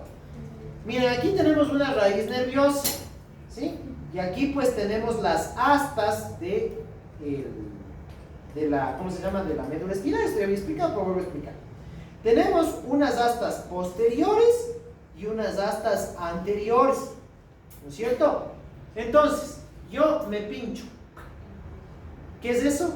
Es un estímulo sensorial, ¿no es cierto? Porque me pinché, entonces estoy estimulado por un estímulo doloroso que viene desde afuera. Me pinché y viaja a través de una fibra aferente con A, esto ya habíamos analizado, hasta que finalmente llega a la raíz nerviosa. ¿A dónde llega este estímulo doloroso? A las astas posteriores o dorsales. A las astas posteriores o dorsales. Llega el estímulo doloroso y sube como que fuera un ascensor a través de la médula espinal hasta llegar al encéfalo. En el encéfalo, las interneuronas generan una respuesta. Esa respuesta, que es generada por las interneuronas, viaja nuevamente a través de la médula espinal y ahora llega otra vez a la sustancia gris, pero a las astas anteriores. Y a través de las astas anteriores, a través de esta fibra, que ahora es una fibra eferente con E, va a generar una respuesta. Que en este caso es una respuesta motora, porque para retirar de la aguja que me está pinchando, tengo que movilizar mis músculos. Por tanto, retiro. A esto se le conoce como arco reflejo. ¿Sí? Y aquí tenemos... Perdón. Ahí está. Receptor, ¿sí? Aquí estamos estimulando, por ejemplo, en este caso es un reflejo osteotendinoso profundo, viaja a través de un estímulo aferente con A, llega a la asta dorsal o posterior, sube al encéfalo, y en el encéfalo se genera una respuesta, vuelve a viajar a través de la médula, ahora viene al asta anterior o ventral, se genera el estímulo eferente con E, ¿y qué va a provocar? Ante el golpe, produce un reflejo, en este caso el reflejo rotuliano. ¿Ok? O sea, el estímulo aferente llega a las Llega. astas Posteriores. y el Viaja aferente a las astas anteriores. Anteriores es lo de en medio, ¿no? Ya, Aquí están las posteriores, las dos posteriores y las dos anteriores. Ya. Muy bien, entonces aquí con arco reflejo les tengo un videito, vamos a ver, porque hay algunos reflejos importantes, ¿no? ¿Cómo quiero otra vez? Aferente entra. ¿Ah? Cuando sale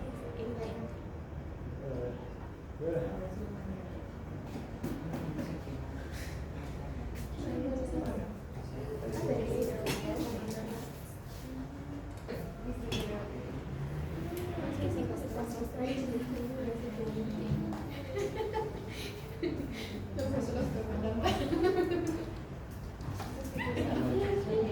Cuando entra no es diferente. Cuando entra es aferente con A. Cuando se genera la respuesta, en cambio, es eferente con E. Ya. Vamos a ver un pequeño videito, ¿ya?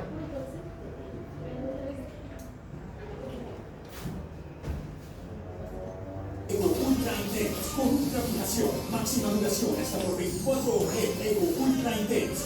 Ya, ahí vamos.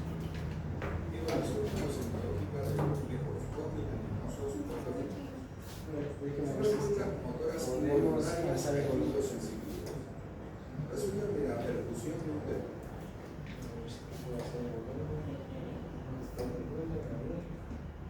Está todo. Bueno, tratemos de hacer silencio para escuchar, ¿no?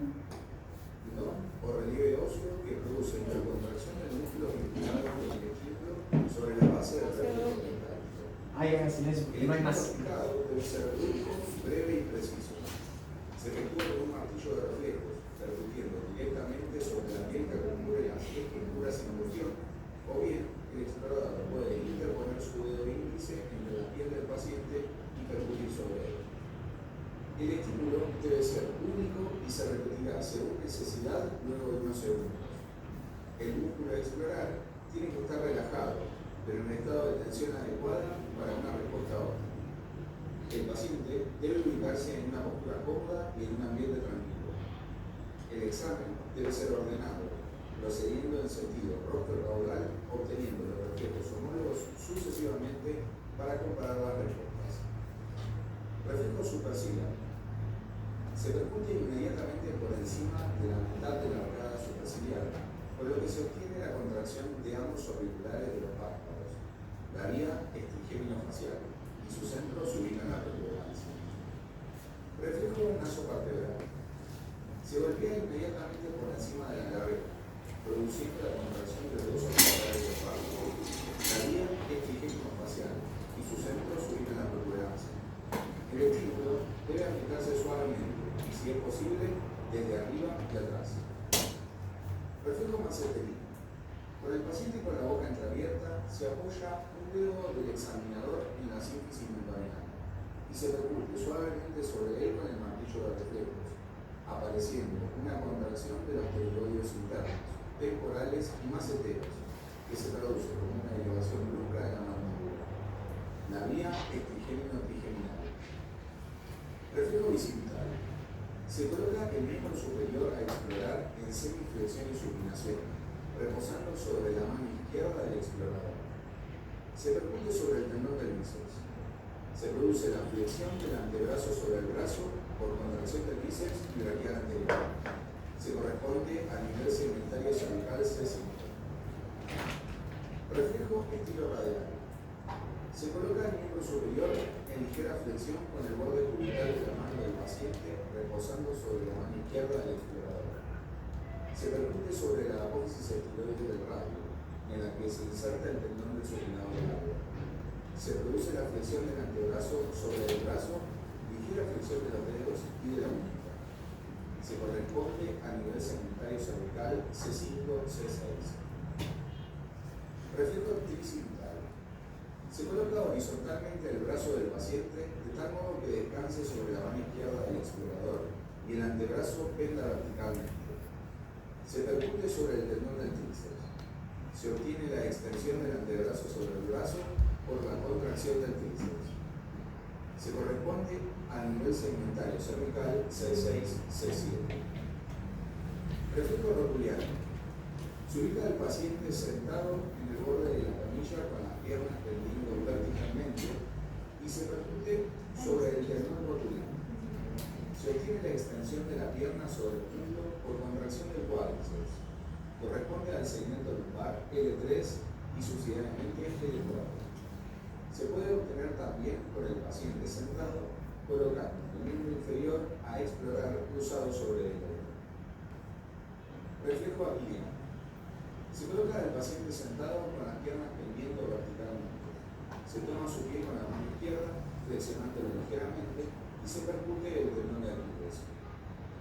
Se produce la extensión del pie sobre la pierna por contracción de los gemelos que corresponde al segmento sacro S1. Bueno, eso les he colocado como general. Esto no les voy a tomar, pero sí es importante que conozcan el arco reflejo, ¿no? Muy bien. Este video no les voy a tomar, el resto sí.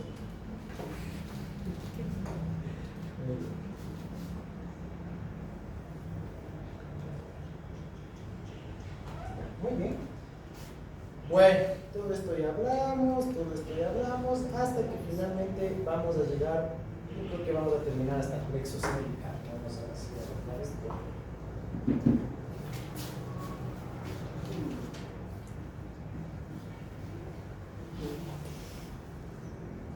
Lleguemos por lo menos al plexo cervical.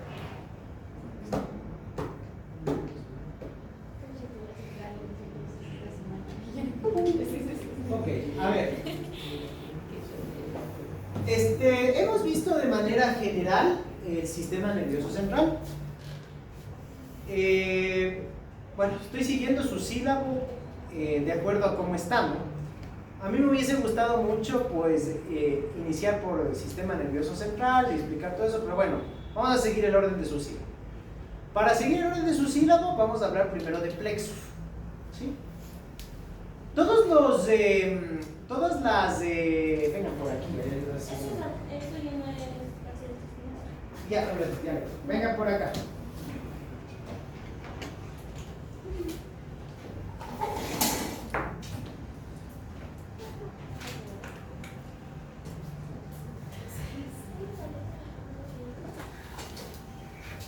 Profe dijo que esto era, seguía siendo un sistema nervioso. Es parte del sistema nervioso periférico lo que vamos a hablar ahorita.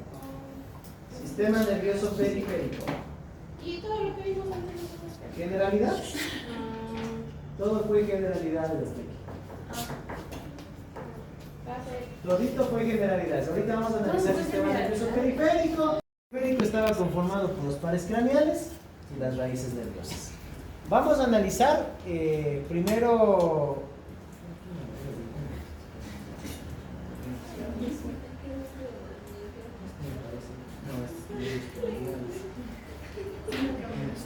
Just friends, what are you saying?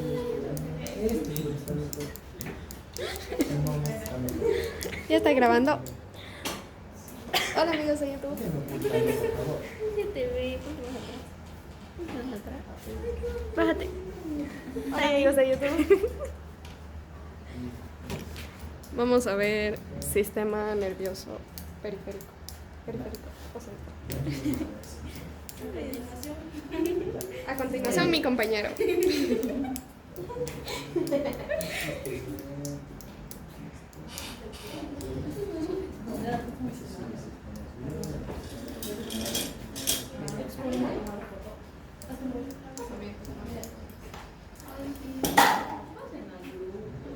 pasen al grupo todas las fotos. ¿Por qué está cambiando?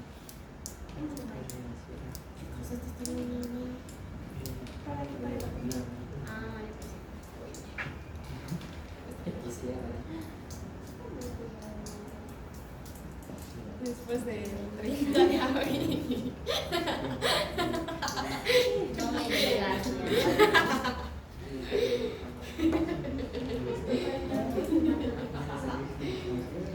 Sí, como 2 semanas.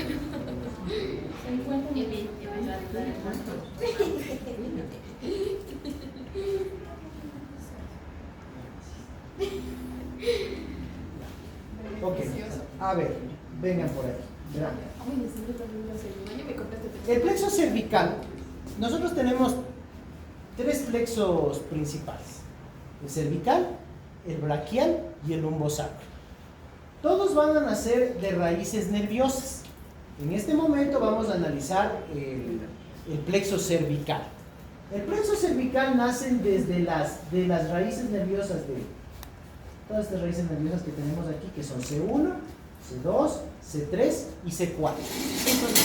Van a nacer de C1, C2, C3 y C4. Ahí tenemos C1, tenemos C2, más abajito, por acá vamos a poner C3. Sí. Aquí vamos a tener C3 y C4. Entonces, el plexo cervical se va a formar por las raíces nerviosas de C1, C2, C3 y C4. Estas raíces nerviosas nos van a dar unos nervios que son importantes. Vamos a analizar.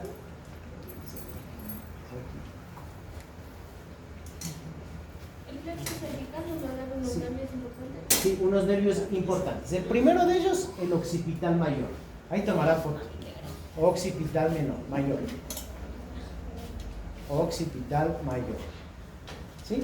Este básicamente va a inervar, como usted puede ver, a la zona posterior de la cabeza, ¿no?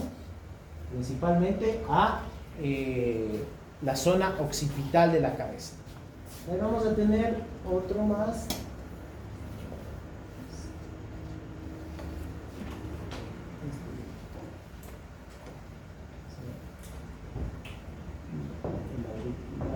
Este es el auricular posterior. El auricular mayor.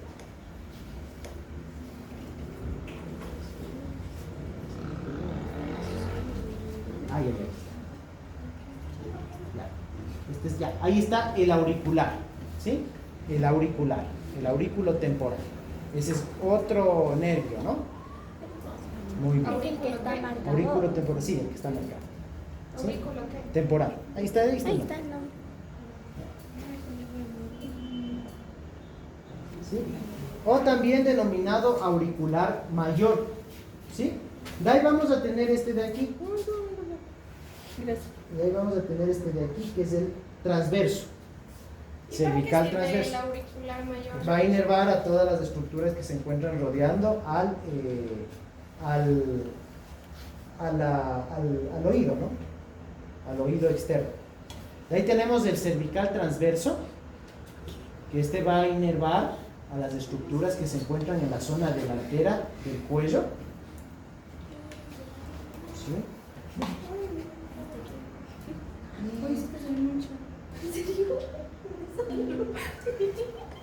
Que inerva las estructuras que rodean el cuello. Sí, el cuello, en la parte anterior del cuello, este de aquí, ¿no? ¿Esa cuál es? Inerva las estructuras.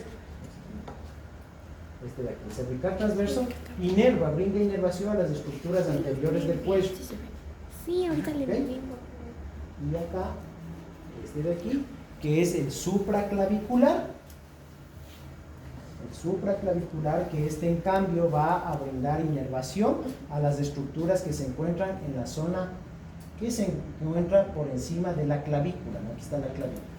Entonces, ¿cuáles son estos primeros 4 nervios? Recuerden, el occipital mayor, el auricular,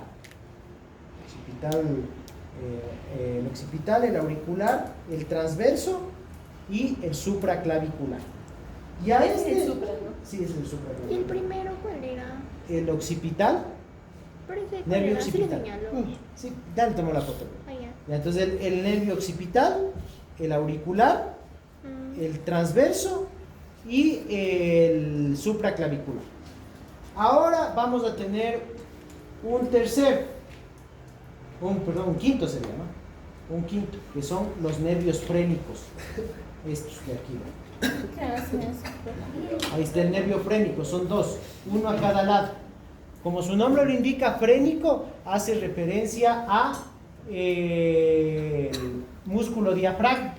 Este, como pueden ver, miren cómo se pinta hasta acá. Este llega al músculo diafragma. ¿Cómo dijo se llamaba? El frénico. El frénico. ¿Para qué es? Este va a brindar inervación al diafragma. Y por tanto va a brindar que el diafragma pues, pueda realizar los movimientos que ayudan a la Por respiración. ejemplo, los cantantes ahí se utiliza bastante ese nervio, ¿no? Porque ellos controlan O sea, sí, su porque control también, potencial. también el músculo más que todo. Sí. Ahí tenemos el nervio frénico. ¿Listo? Todos estos entonces van a darse origen en el plexo cervical, en las raíces de C1, C2, C3 y C4. Nada más. ¿Sí? Hasta ahí vamos a llegar. Hoy. ¿Sí? ¿Alguna pregunta? De ahí sí para. Bueno, siéntese entonces para...